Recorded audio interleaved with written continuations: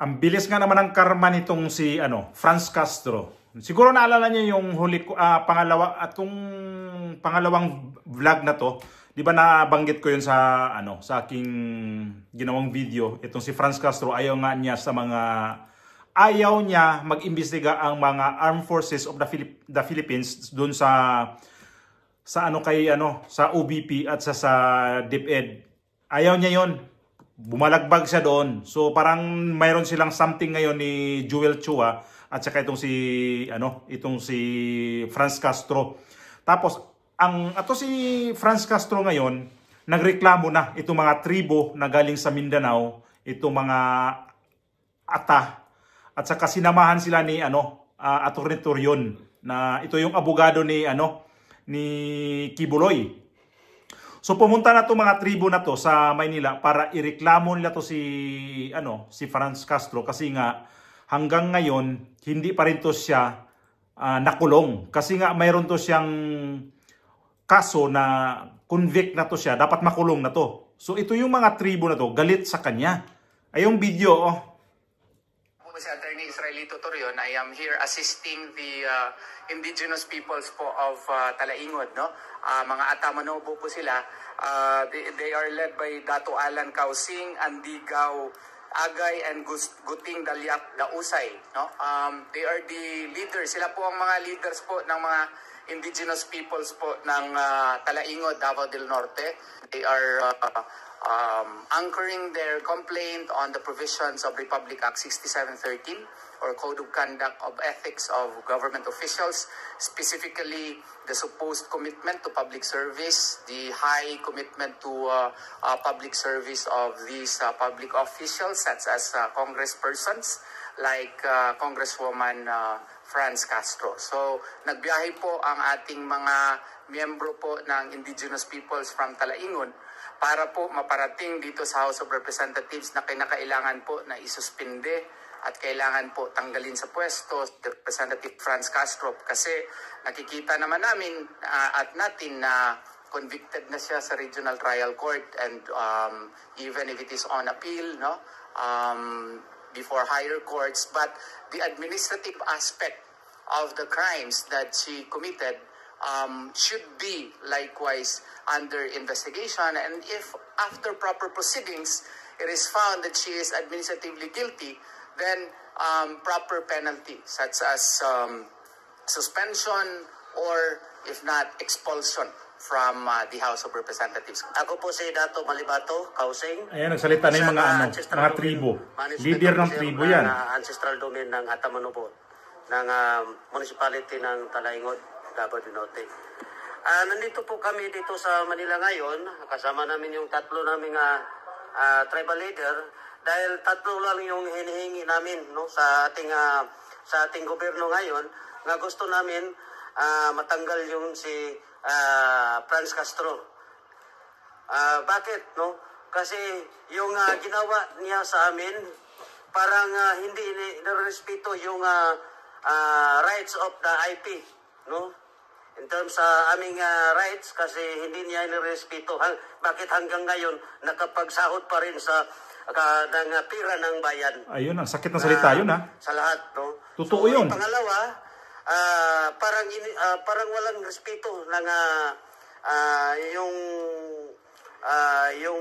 tawag yung sa aming tribo, no? Parang walang respeto. Bakit nandyan pa rin siya sa Kongreso? So pangatlo yung discrimination, walang respeto, or ano pa yung sabihin, yung hanggang ngayon patuloy pa rin yung serbisyo ng ating bayan. Hindi yan nagsiservisyo. So gusto namin na marinig yung sa aming hinaing na matanggalan siya, mapaalis. Napanggulo lang yan, hindi nagsiservisyo, ang gulo lang sa ating bansa, or kasi parang iba talaga sa aming customary law, kasi parang wala na kaming wala nirerespeto yung law namin. So yun nga, pinag-deklara namin ng persona non grata sa aming tribo sa Atamanobo ng lungsod ng Talaingod. deklara namin ng persona non grata. Bayan yan ha, bayan ng Talaingod. Franz Castro. At kasi Lungsod kasi sa Bisaya, kasi lungsod. napakasakit sa amin, no? In behalf of Atamanobo ng bayan ng Talaingod, napakasakit sa amin. Convicted na siya sa pagdadala yung mga kabataan. Bakit hanggang ngayon patuloy pa rin yung nagsasahod ng kaban ng bayan? Ganito yan ulitin ko lang no, yung pagka sa Bisaya kasi yung lungsod, ang ibig sabihin niyan is bayan. Kasi pagka lungsod kasi sa Tagalog, it means syudad. Yan yun. So, yun yung ibig sabihin niya sa lungsod. Kasi itong Talaingod, isa to sa bayan ng parte sa Davao del Norte.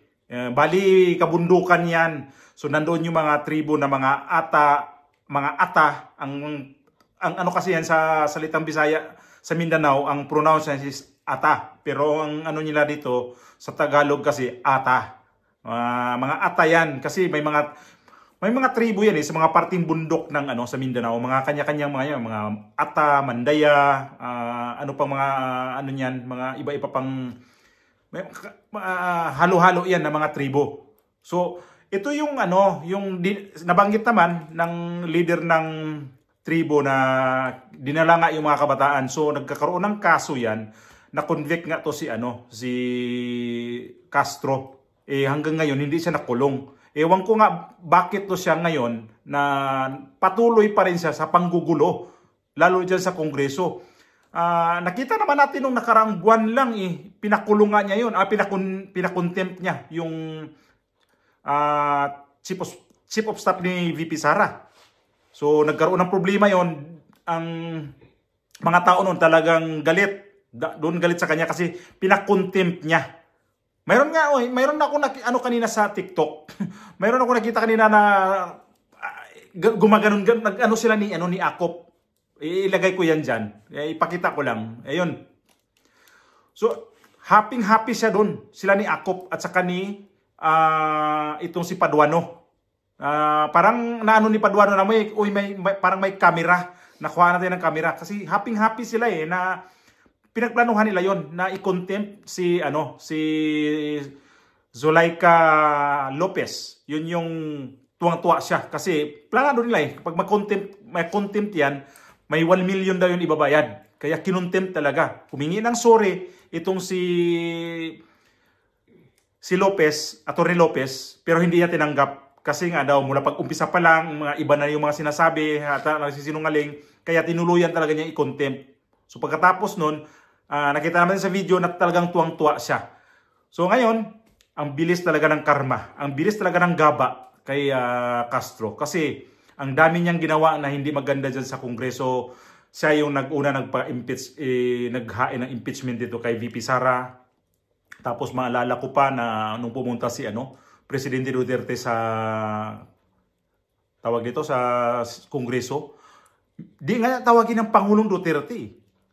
Mr. Duterte na nga lang para sila ni Trillanes. Walang galang Galing siya ng pagkamaestra pero ang ugali nito, ang sama ng ugali ng babae na to. Mr. Duterte tapos kay VP Sara tinawag niyang pusit.